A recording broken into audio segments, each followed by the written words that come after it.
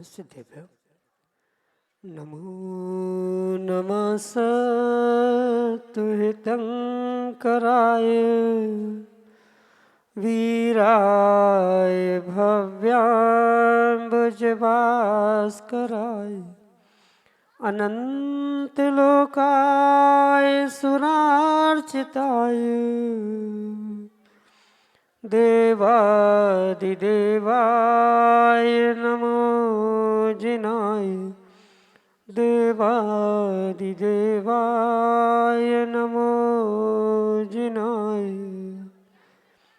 पंच परमेष्टि भगवान की परम पूज्य आचार्य भगवंत गुरुवर विशुद्ध सागर जी मुनि महाराज जी की जय हो। परम पूज्य मुनि श्री सुप्रभ सागर जी महाराज जी की जय हो। तो परम पूज्य मुनि श्री प्रणव सागर जी महाराज के नमोस्तु शासन। संसारी जीवों के मन में प्रतिपल अनेक विकल्प उत्पन्न होते हैं और वह उन विकल्पों के समाधान भी खोजता है, लेकिन वे जीव पुण्यात्मा होते हैं जो अपने विकल्पों को समीचीनता प्रदान करते हुए और उनका सम्यक रूप से समाधान प्राप्त करते हैं।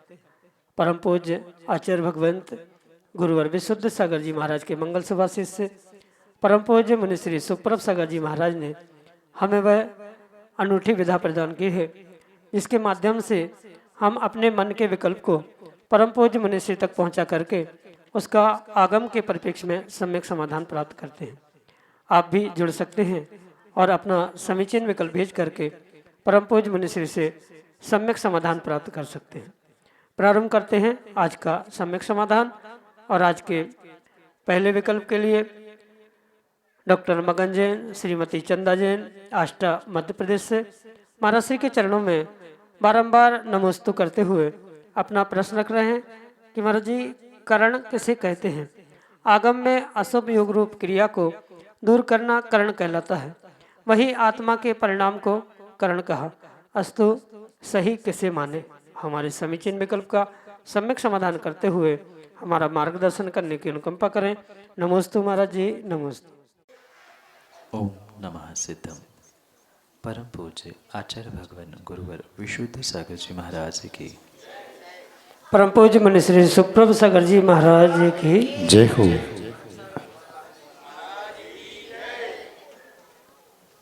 आगम के परिप्रेक्ष्य में भले ही एक शब्द के अनेक पर्यायवाची अर्थ प्राप्त होते, वहाँ ये स्पष्ट समझना कि शब्दानाम अनेक अर्थ, यानी एक शब्द के अनेक अर्थ हुआ करते। किस स्थान पर किस अर्थ को ग्रहण करना, कैसे उसका अर्थ करना, ये उस परिस्थिति विशेष या ऐसा कह दो कि प्रयोजन की विशेषता से उसके अर्थ मायने भी बदलते हुए देखने में आते। करण शब्द भले ही एक है, एक सा ही लिखा जाता है, पर करण के अनेक अर्थ आचार्य भगवंतों ने प्रदर्शित करने का प्रयास किया। जैसे मन वचन काय के विपरीत योग परिणति को भी आचार्यों ने करण कहा, और वही जो आत्मा के परिणाम रूप पुरुषार्थ चल रहा है या आत्मा के परिणाम है उसे भी करण कहा। तो दोनों में किसी भी प्रकार से विरोधाभास नहीं है। किस समय पर करण का दंड के रूप में, मतलब करण का विपरीत योग के रूप में प्रयोग करना या करण का परिणामों के रूप में प्रयोग करना, ये तो तात्कालिक प्रयोजन से ही सिद्ध किया जा सकता है। ऐसा मात्र करण शब्द ही नहीं, अपितु अनेकानेक आगम के ऐसे शब्द हैं जिनका सामान्य भाषा में कुछ अर्थ अलग निकलता है और आगम के परिप्रेक्ष्य में अपेक्षाओं से उनके अर्थ बदलते हुए भी देखने में आते। जैसे दर्शन शब्द है, दर्शन शब्द सामान्य रूप से हाथ जोड़कर भगवान के दर्शन के रूप में भी स्वीकार किया जाता है। वही दर्शन सम्यक दर्शन के साथ भी प्राप्त होता है। वही दर्शन एक मत, अभिप्राय, धर्म के अपेक्षा से भी स्वीकार किया जाता है। तो ये सूत्र अवश्य ध्यान रखें कि शब्दानाम अनेकार्था, एक शब्द के अनेक अर्थ हुआ करते हैं और अनेक अर्थों से जब जहाँ जिसका जैसा प्रयोजन है, जैसी अपेक्षा है, जैसी आवश्यकता है, वैसे ही उसके लिए वह अर्थ प्रयोजनभूत होते हुए वैसा उसका प्रयोग किया जाता है। इसलिए करण का अर्थ परिणाम भी है, करण का अर्थ योगों से भी संबंधित है। प्रयोजन क्या है, अभिप्राय क्या है, उस पर उसका उस समय पर वैसा अर्थ किया जाता है। यही आपके लिए सम्यक समाधान। ऋषिनगर उज्जैन मध्य प्रदेश से श्रीमती मंजू प्रवीण जैन अगले समीचीन विकल्प के लिए। मुनिवरों के चरणों में मेरा अक्षय अनंत बार नमोस्तु नमोस्तु नमोस्तु। मुनिवर, मेरी जिज्ञासा है कि प्रतिक्रमण और प्रत्याख्यान में क्या अंतर है, थोड़ा सा विस्तार पूर्वक समझा दीजिए। नमोस्तु गुरुवर, नमोस्तु। प्रतिक्रमण और प्रत्याख्यान ये दोनों मात्र भिन्न शब्द नहीं, अपितु भिन्न भिन्न क्रियाएं हैं। जहाँ अपने दोषों के बारे में, अपने गलतियों के बारे में तस्मिच्छाम दुक्कडम के साथ जो पश्चाताप के भाव है, मैंने ये क्यों किया, मुझे नहीं करना चाहिए था, ये मेरे भाव मिथ्या हो जाए, इस अभिप्राय से जो द्रव्य प्रतिक्रमण कह दो या द्रव्य पाठ का उच्चारण करते हुए पश्चाताप का भाव प्रकट किया जाता है, यह प्रतिक्रमण है। और प्रत्याख्यान उस प्रतिक्रमण के उपरांत होता है, मतलब जब व्यक्ति को बोध हो गया कि मैंने गलत कर दिया, अब मुझे ये नहीं करना है, ये जो नहीं करने रूप भाव है उसे प्रत्याख्यान कहा जाता है। प्रत्याख्यान का सामान्य भाषा में अर्थ त्याग रूप स्वीकार किया जा सकता है और प्रतिक्रमण का सामान्य भाषा में मेरी गलती हो गई, अपने गलती को स्वीकार करना। इस प्रकार से इन दोनों में क्रियाओं में अंतर है। जैसे प्रतिक्रमण सामान्य रूप से दिन में 2 या 3 बार किया जाता है, पर पश्चाताप के साथ साथ मैं पुनः उन क्रियाओं को प्राप्त ना करूं, ऐसा प्रत्याख्यान जब चाहे कर सकते। प्रत्याख्यान करने के लिए कोई बंधन नहीं है और प्रतिक्रमण के लिए भी बंधन नहीं है, पर कोई त्यागी है, महाव्रती हो चाहे अणुव्रती हो, प्रतिमाधारी श्रावक भी क्यों ना हो, उनके लिए प्रतिक्रमण प्रतिदिन करना 2 बार 3 बार ये तो आवश्यक है, अनिवार्य है। पर प्रत्याख्यान कितना करे, कितनी बार करे, ऐसा कोई नियम नहीं है। जैसे मुनिराज महाव्रती आहार के उपरांत इरियापत प्रतिक्रमण पहले करते हैं, यानी ऐष्णा समिति के संबंध में, आहार के संबंध में जो भी दोष लगे वह दोष मिथ्या हो, पुनः मैं ना करूं, इसके लिए उसके उपरांत आहार प्रत्याख्यान, प्रतिष्ठापन, निष्ठापन आदि की भक्तियों से वह इन प्रत्याख्यान यानी त्याग को प्रारंभ करते हैं और समाप्त करते।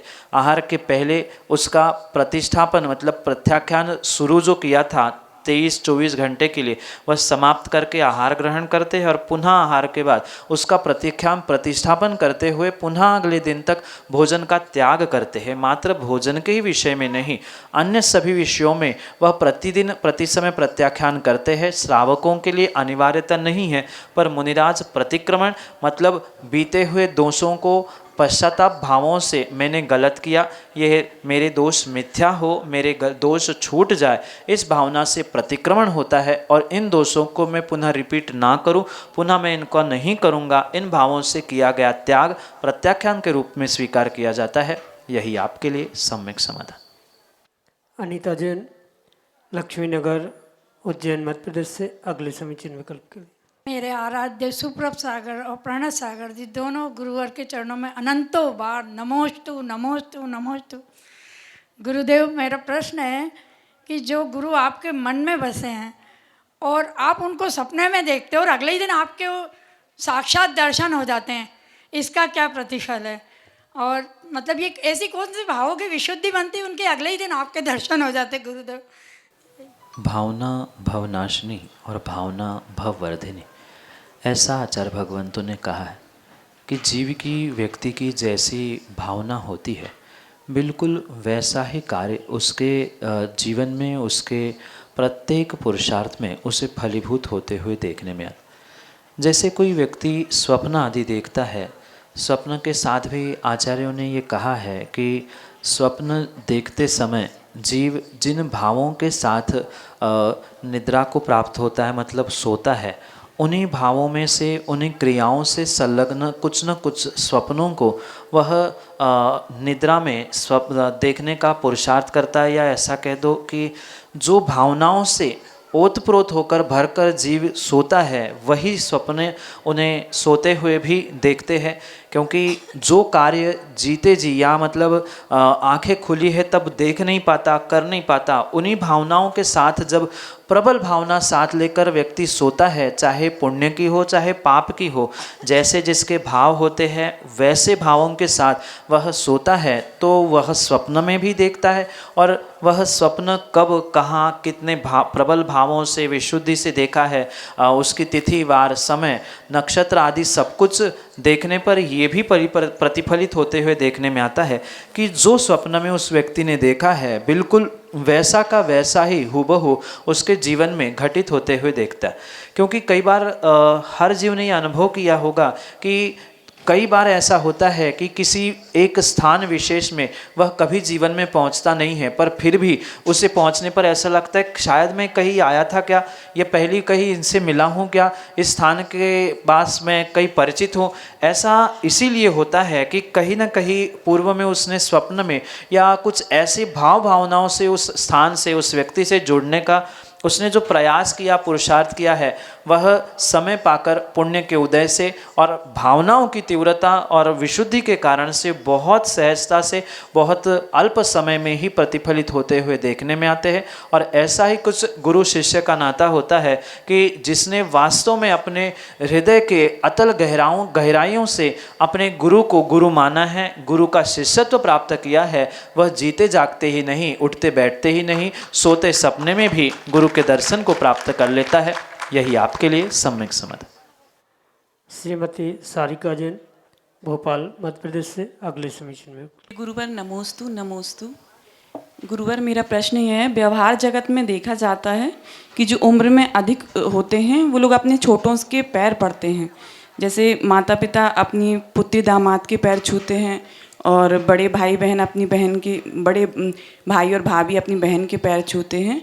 तो धर्म की दृष्टि से ये सही है या नहीं? नमोस्तु गुरु।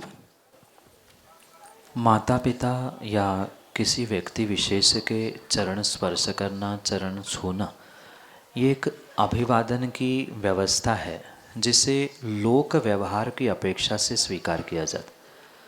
क्योंकि लोक व्यवहार भिन्न होता है और आगम की व्यवस्था भिन्न होती है, इसलिए इसे किसी भी प्रकार से मिथ्यात्व के कोटि में स्वीकार ना करें। किन्हीं लोगों ने ये अपवाद प्रसारित करने का प्रयास किया कि माता पिता का चरण स्पर्श करना या किसी बुजुर्ग, किसी छोटे, किसी भी परंपरा के अनुसार व्यक्ति को अभिवादन करते हुए उसके सामने झुकना, चरण स्पर्श करना, ये मिथ्यात्व है। पर आगम के परिप्रेक्ष्य में ये मिथ्यात्व नहीं है, क्योंकि लोक व्यवहार है और लोक व्यवहार नाम का एक सत्य भी स्वीकार करने की आवश्यकता है। जहाँ जैसी परंपरा है, जहाँ जैसी व्यवस्था है, उसके अनुसार ये कार्य होते हुए देखने में आता है।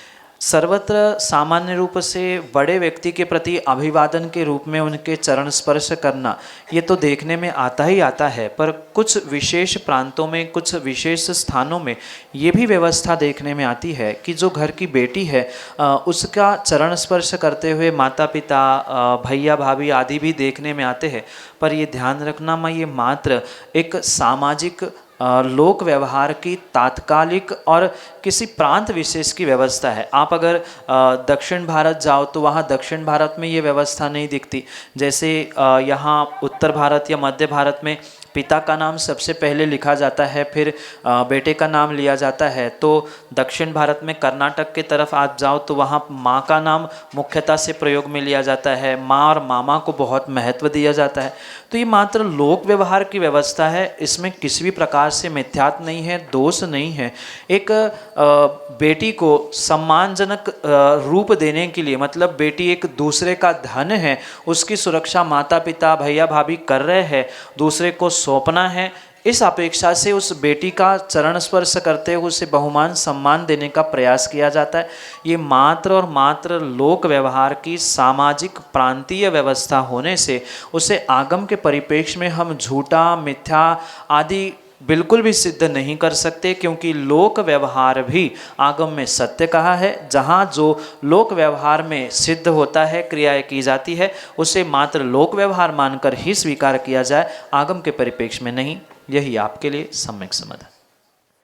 लक्ष्मीनगर उज्जैन मध्य प्रदेश से राकेश जैन अगले समीचीन विकल्प के लिए। चरणों में बारंबार नमोस्तु नमोस्तु नमोस्तु। महाराज जी, मेरी जिज्ञासा ये है कि आयु कर्म, अपना जब आयु कर्म बन जाता है तो आयु कर्म एक निश्चित समय के लिए बन जाता है, 60 वर्ष 70 वर्ष।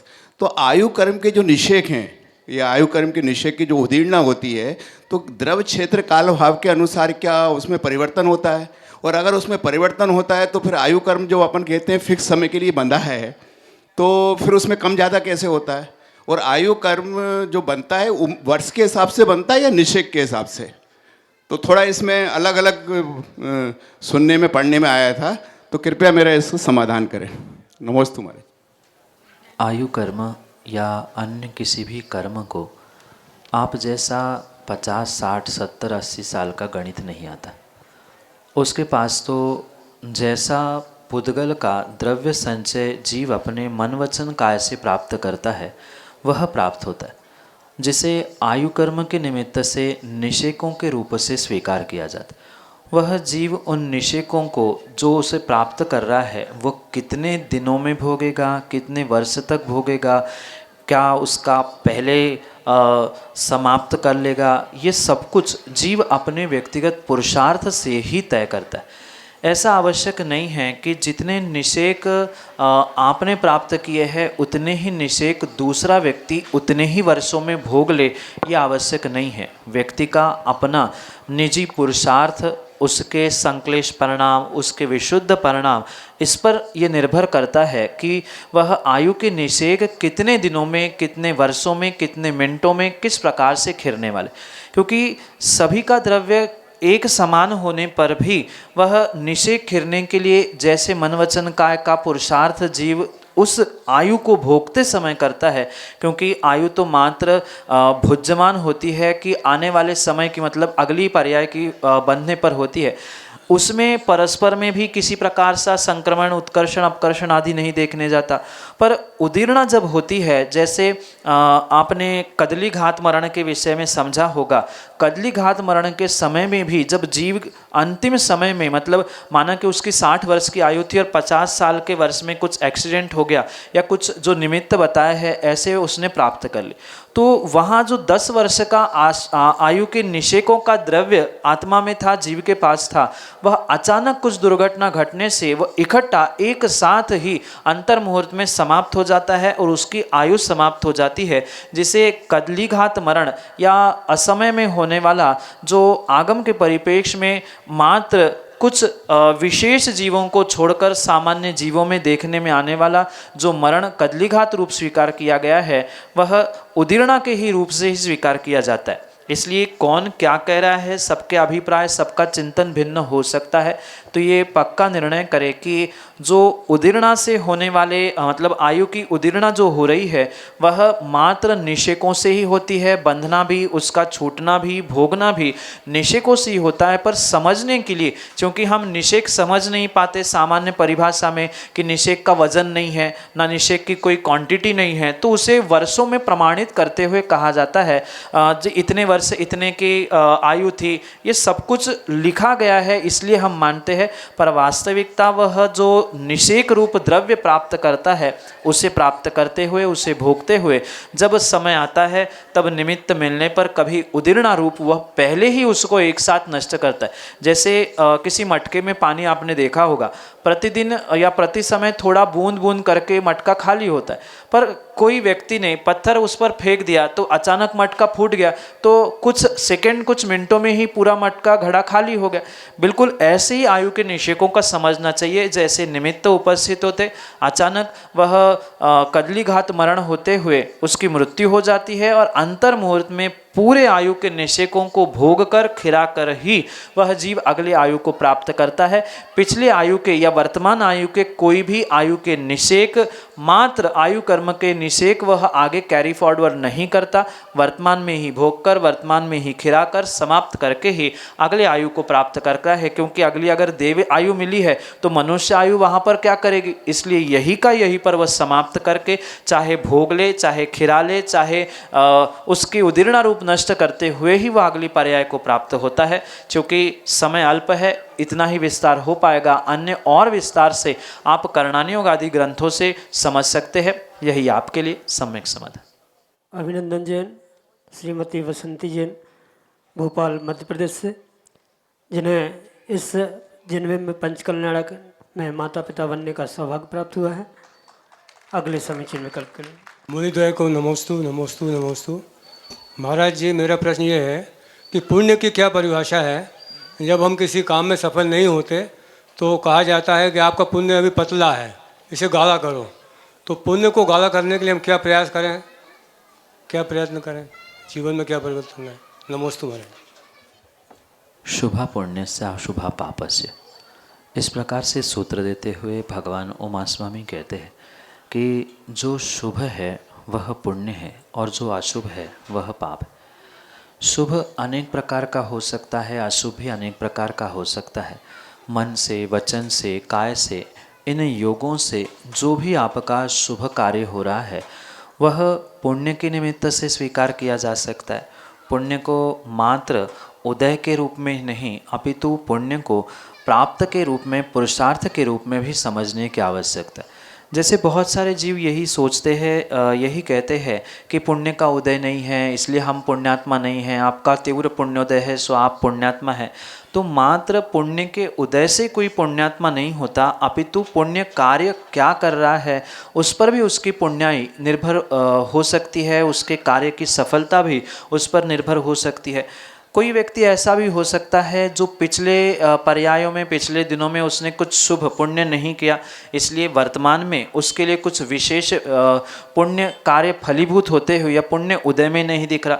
पर वर्तमान में अगर वो धर्म ध्यान में लगा है, त्याग तपस्या में लगा है, धर्म क्रियाओं में लगा है, तो स्वाभाविक सी बात है पुण्य उदय में नहीं होने पर भी वर्तमान में वो पुण्य कर रहा है। इन दोनों प्रकार के पुण्य को बहुत विवेकपूर्वक समझने की आवश्यकता है। पुनः बात का विशेष गौर करें कि मात्र उदय में आने वाला शुभ कार्य ही पुण्य नहीं है, अपितु वर्तमान में मन वचन काय से किया जाने वाला प्रत्येक शुभ पुरुषार्थ पुण्य के रूप से ही फलीभूत होता है। और जो जीव इस पुण्य के उदय से, जैसे आपने पुण्य के उदय से पंचकल्याणक में तीर्थंकर के माता पिता बनने का सौभाग्य प्राप्त कर लिया, अगर वही पुण्य आप पुनः पुण्य में डिपॉजिट करते हुए मन वचन काय से ये सौभाग्य को प्राप्त करते हुए प्रत्येक क्रिया का आनंद विशुद्धि के साथ लेने का प्रयास करेंगे, तो पुण्य कार्य को पुण्य में जोड़ते हुए अपने पुण्यानुबंधी पुण्य को प्राप्त करते हुए आने वाले भविष्य के लिए सातिशय पुण्य एकत्रित किया है,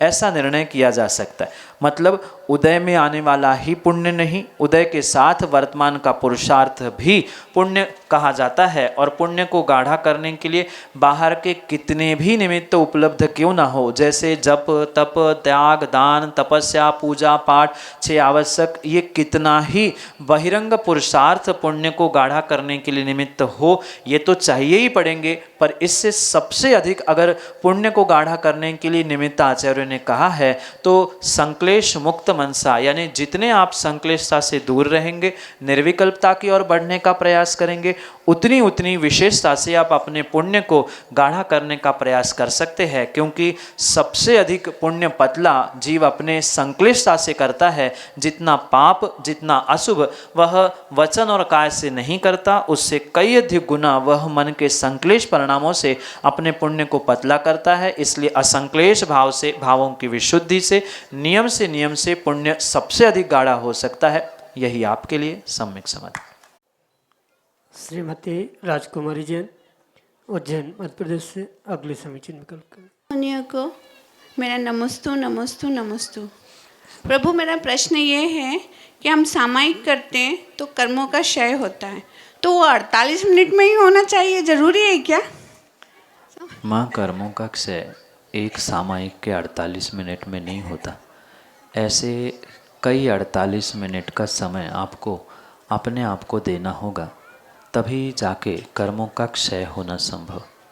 पर आगम में सामायिक के लिए ही नहीं अपितु अनेकानेक स्थानों पर जो 48 मिनट की व्यवस्था या मर्यादा बताई है, उसके पीछे ये तर्क हम अवश्य ही समझ सकते हैं कि जिन जीवों को 84 के चक्कर से बचना है, उनके लिए उससे उल्टा करते हुए 48 मिनट की मर्यादा, 48 मिनट की सामायिक, 48 मिनट का अंतर मुहूर्त आदि अनेक 48 को समझते हुए 84 के चक्कर से बचने का प्रयास करना होगा। यही आपके लिए सम्यक समय।